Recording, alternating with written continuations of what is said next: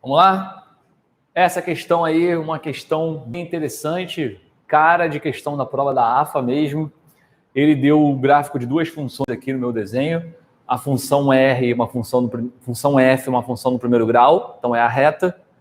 E a função G, uma função no segundo grau, então é a parábola. Aí, como toda boa questão da AFA, né, ou quase toda boa questão da AFA, ele manda você marcar a correta, mas você, para marcar a correta, você tem que ficar analisando letra por letra, né? O que está escrito na letra A não tem nada a ver com o que está escrito na letra B e tudo mais. Você tem que analisar item por item e ver qual é o correto. Letra A, ele diz: o menor valor de B que faz a função G ser sobrejetora é um número inteiro. Bom, estou focado na função G. A função G é de R em B até infinito. Na hora que ele diz que a função tem que ser sobrejetora, função sobrejetora é aquela em que o contradomínio é igual à imagem. Então, o contradomínio é de B a infinito. Para ela ser sobrejetora, isso aqui tem que ser também a imagem.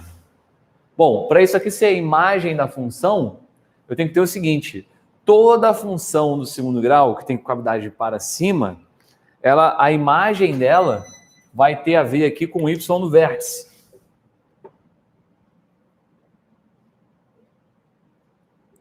Aqui a gente tem o x do vértice, que eu não vou precisar. O que eu preciso, na verdade, é do y no vértice. Pensando nela completa, a imagem dela é do y no vértice para cima. Então, esse y no vértice aqui é o ponto mais baixo possível que faz a função ser sobrejetora. Porque eu querer pegar um ponto mais baixo, ó, se eu pegar o contradomínio daqui para cima, ou seja, com um valor aqui abaixo do y no vértice, se o contradomínio for daqui para cima, a função deixa de ser sobrejetora. Por que ela vai deixar de ser sobrejetora? Porque essa região aqui não faz parte da imagem.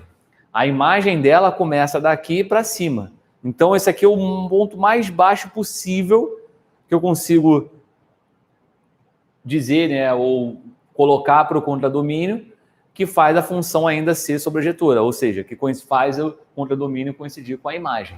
Então, esse B que está aqui, que é o menor valor possível aqui para tornar a função sobrejetora, ou seja, esse B é o menor valor possível que faz isso aqui ainda ser uma imagem coerente para a função ser sobrejetora.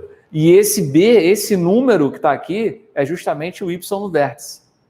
Porque a imagem da função, o maior conjunto imagem que essa função tem, é justamente daqui para cima. Então, a imagem aqui da função, G, é do y no vértice para cima. E eu quero que ela seja sobrejetora. Para ela ser sobrejetora, isso aqui que é a imagem tem que coincidir com o contradomínio. Então, na prática, o que eu quero é que o y no vértice seja o B. É isso. Então, esse B aí que ele está falando, que é o valor mínimo para tornar a função sobrejetora, é simplesmente o y no vértice. É uma forma mais sofisticada dele pedir para a gente achar o y no vértice. Bom, para eu achar o y no vértice, tem que achar a parábola. Essa parábola ela tem 3 pontos notáveis aqui. Ela passa aqui no eixo x no 1 e no 4. Isso quer dizer que 1 e 4 são raízes dela. E passa lá no eixo y no 4. Como eu tenho as duas raízes dessa parábola, a forma mais fácil de você achar a equação da parábola é pela forma fatorada de polinômios. Como é que é a forma fatorada de polinômios? O g de x pode ser escrito como uma constante, x menos uma raiz, vezes x menos a outra raiz. Já usei aqui as duas raízes, 1 e 4. O que eu preciso é achar o A. Como é que eu acho o A? Usando esse ponto de cima. Esse ponto de cima é o ponto 0, 4. Então, quando o x é 0, a função dá 4. Então, o g de 0 é A, 0 menos 1, 0 menos 4. Isso vale 4. Aqui dá menos 1, aqui dá menos 4. Isso vai dar 4. A vezes 4 igual a 4 quer dizer que o A é igual a 1. Com A igual a 1, eu volto aqui em cima, desenvolvo a parábola e descubro que a parábola é essa aqui. Essa é a equação da parábola, g de x. O y no vértice é o famoso menos delta sobre 4a. Então, o y no vértice vai dar menos 9 quartos. menos 9/4 vai ser justamente o valor do b, o menor b possível, que faz aqui a imagem da função coincidir com o contradomínio. Para esses dois conjuntos serem iguais, o valor do b aqui tem que coincidir com o valor do y no vértice. Só que isso está dando menos 9/4. Isso não é um número inteiro. O enunciado falou que esse b aí seria um número inteiro. Então, letra A é falsa. Logo, fizemos um montão de conta, tivemos um trabalho, mas a resposta não é essa. Vamos para a letra B. Na letra B, ele diz que g de f menos 1 de 5/2 é maior que zero. Repara que dá para fazer dá para achar esse número e conferir se ele é maior que zero ou não, sem fazer conta. Só olhando para o gráfico, ó. Primeiro vamos calcular o f menos 1 de 5/2. Pô, como é que você vai calcular o f menos 1 de 5/2 sem fazer conta? Veja, o gráfico aqui, que ele deu, isso aqui é o gráfico da função f. E eu vejo no gráfico da função f que, por acaso, coincidentemente, que não é coincidência, ele estava dizendo que o f de 1 vale 5/2. Para a função f, quando x é 1, o y é 5/2. Então, o enunciado disse que o f de 1 é 5/2. Logo, eu posso dizer que a inversa no 5/2 é igual a 1. Ele deu um ponto bonito. Esse 5/2 é um ponto bonito para o gráfico ali. Para o gráfico da função f, quando x é 1, o y é 5,5. 5/2. Para a inversa é o contrário. Quando eu colocar aqui 5/2, o resultado vai ter que dar 1. Então, vou até escrever aqui por que disso, né? Isso aqui ocorreu, pois eu vejo no gráfico que o f de 1 era 5/2. Como no gráfico eu vejo isso, então posso dizer isso para a inversa. Aí, vamos lá. Então, g de f menos 1 de 5/2. Como f menos 1 de 5/2 deu 1, então isso aqui vai ser g de 1. G de 1 é outro ponto que está visual no gráfico. Para a função g agora, que é a função preta, quando x é 1, a função dá 0.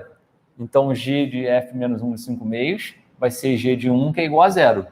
Logo, finalmente, g de f menos 1 de 5/2, como isso aqui deu 0, então isso vai ser g de 0.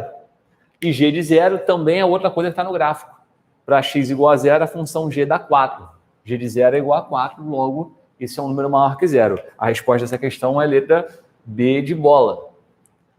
Claro, né? Estamos estudando, você está aí na hora da prova, você viu que o B é correto, você vai marcar a letra B e vai passar para a próxima. Como a gente aqui está num período de aprendizado, né? Não é a prova ainda, você está estudando para a prova, vale a pena a gente ver os outros itens.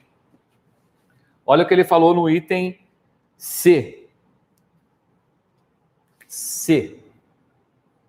Ele disse: f de x ao quadrado sobre g de x é maior que 0 se somente se o x estiver antes do 1 ou depois do 4.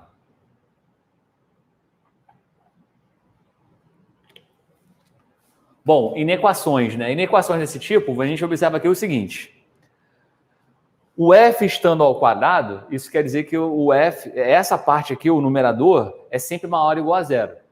Então, a gente já falou sobre inequações desse tipo. Aqui, no numerador, você só precisa se preocupar com o x que zera a função. O x que zerar a função, ele é um x que vai fazer aqui virar 0. Aí 0 não é maior que 0, seria falso. Mas tirando esse x que faz o f dar 0, os outros valores de x aqui para a conta desse numerador, para a função f, eles não me interessam. Eles eu posso ignorar. O que eu estou dizendo é o seguinte: essa inequação equivale a resolver essa aqui. Como o numerador é sempre maior ou igual a 0, para a divisão ser positiva, basta que o g seja maior que 0 e preciso garantir que o f seja diferente de 0. Então, recapitulando, o f ser diferente, o f sendo 0, se o f de x for 0, isso aqui fica errado, porque se o numerador for 0, a fração é 0, e 0 maior que 0 é falso. Então, por isso que eu estou tentando garantir aqui que o f de x seja diferente de 0. E, além disso, quando o f é diferente de 0, mesmo que o f seja negativo, ele estando elevado ao quadrado vai ficar positivo. Então, tirando isso aqui, o numerador com certeza é positivo. Logo, para a fração ficar positiva, basta que o denominador também seja, né? Porque uma divisão é positiva quando o numerador e denominador têm o mesmo sinal. Como o de cima vai ser positivo, o de baixo também tem que ser. Então, basta analisar isso. E para a gente resolver isso, é só a gente olhar. A gente não precisa fazer conta para resolver isso aqui. Eu olho para o gráfico. Olha só o gráfico. Quando é que o g é maior que 0? A função g é maior que 0, justamente aqui, ó. Os valores de x que tornam a função g maior que 0 são os valores de x antes do 1, porque aqui é um pedaço que a função está em cima, acima do eixo x, ou depois do 4. Só de 1 a 4 aqui não pode, porque de 1 a 4 a função g está lá embaixo. Então, g maior que 0 significa realmente x menor que 1 ou x menor que 1 ou x maior que 4. Isso está correto. O problema que torna essa letra falsa, por isso que a resposta não é C, é que tem um E aqui. E é f de x diferente de 0. Então, eu tenho que excluir esse negócio aqui, o x diferente de 0. F de x diferente de 0, perdão. E para o f de x ser diferente de 0, o x tem que ser diferente desse número aqui, ó. Dá para você calcular esse número porque dá para achar a função f toda. A gente tem 2 pontos da função f, mas eu nem preciso achar. Eu vou chamar esse número aqui de r, que é a raiz da função f lá. Então tem que ter aqui ex diferente de r. Então esse que é o erro aqui, ó. Olha só como é que o erro é sutil. Olha como é que a prova é maldosa com o candidato, né? Você está aí, né, todo solícito para entrar na escola lá, no caso aqui a questão da AFA, tudo solícito para entrar na AFA, na academia, e ele faz uma questão dessa assim, cabulosa. Qual é o erro dessa letra C? Essa parte está certa, porém, a condição que faz isso aqui acontecer não é só essa. Eles usam a equivalência aqui, eles usam se somente se. Então, a condição que tinha que estar completa. A condição não está completa. Quer dizer, na verdade, está sobrando, né? Porque eu tenho que fazer isso aqui e tem que ter esse E, X diferente de R. Então, faltou aqui ele excluir esse número, que eu sei que é um número que está aqui à direita do 1, à esquerda do 1. Então, esse é o erro. Isso aqui está incorreto, quer dizer, isso aqui puro está incorreto, porque o correto é isso junto com essa outra condição. Então, é isso aqui que está tornando essa letra C falsa. Então, por isso que a resposta é C. E por último, agora vai dar um tempo aqui você tirar um print, sair aqui da tela, tira um print aí, vamos fazer a letra D.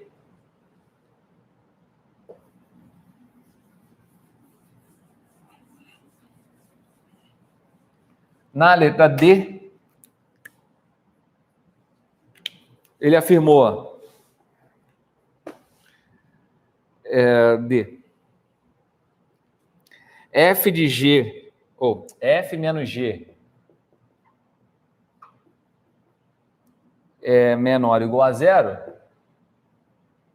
se somente se o x for menor ou igual a 0 ou maior ou igual a 6.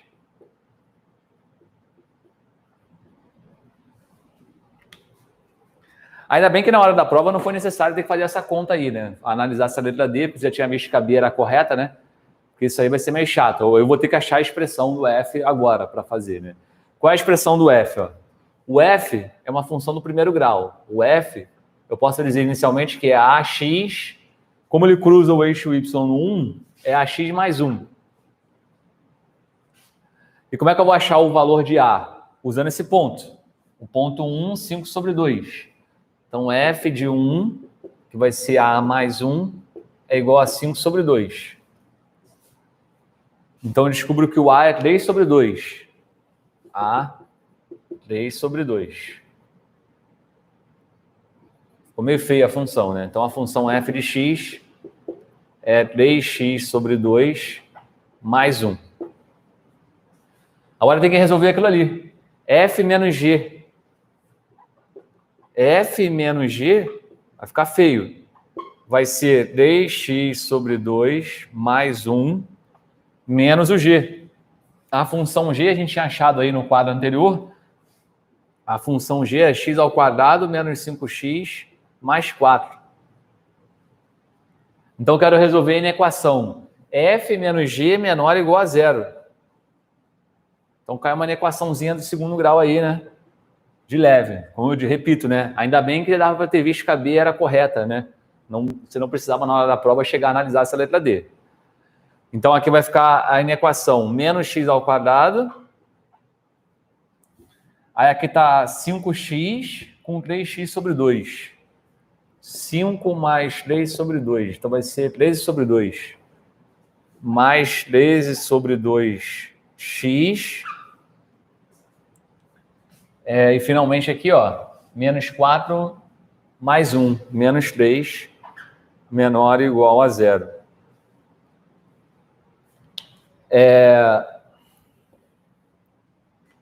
Pelo menos dá para a gente não precisar fazer a conta completa. Porque olha só a inequação que foi encontrada. É uma inequação que eu achei aqui, que tem uma parábola, no final das contas, uma nova parábola aqui com concavidade para baixo. Então, o gráfico dessa função aqui vai ser uma parábola com concavidade para baixo. Bom, ele disse que a solução dessa equação é isso, x antes do zero ou depois do 6. Mas repara o seguinte, parábola com concavidade para baixo, para ela ser menor ou igual a zero, o 0 e o 6 aqui teriam que ser justamente as raízes, né? O enunciado está dizendo isso aqui. O enunciado está dizendo que a solução dessa minha equação vai ser x antes do zero ou x depois do 6. Então, em outras palavras, ele está dizendo que aqui teria que ser o 0 e aqui teria que ser o 6. Mas isso, 0 e 6, então, seriam as raízes dessa função que apareceu aqui. E aí, se você olhar simplesmente para cá, você já vê que aqui está errado. Por que aqui está errado? Essa função aqui, como esse cara aqui não é zero, essa função do segundo grau que apareceu aqui feia, com certeza o zero não é raiz dela, né? Uma função do segundo grau para ter o zero como raiz, essa parte aqui não pode ser zero. Essa parte aqui tem que ser zero, para o zero ser raiz. Como não é, né? Como aqui não é zero, então com certeza isso aqui está errado. Isso aqui com certeza é mentira. Então, pelo menos essa parte aqui, com certeza, está errada no enunciado. Por isso que a letra D não é a correta. Ah, beleza. Resposta, né? Repetindo, é a letra B de bola. Beleza? Excelente questão aí para treinar. Valeu.